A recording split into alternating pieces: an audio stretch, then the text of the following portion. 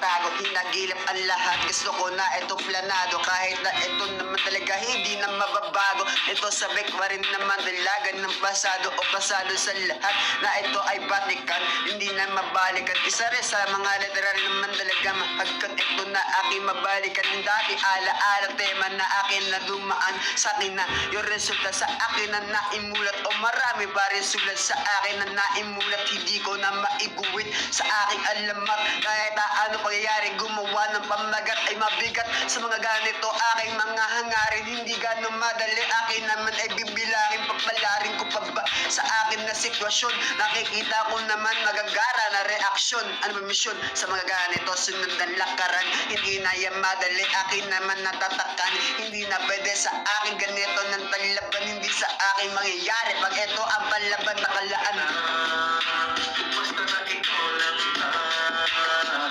nasasaktan at nahihirapan, bilang ikaw may nararamdaman. Umasa ka na tayo ay magkakagaan.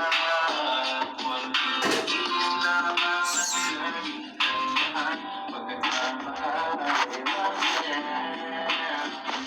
Ikaw lang nasasaktan, nahihirapan, bilang ikaw may nararamdaman.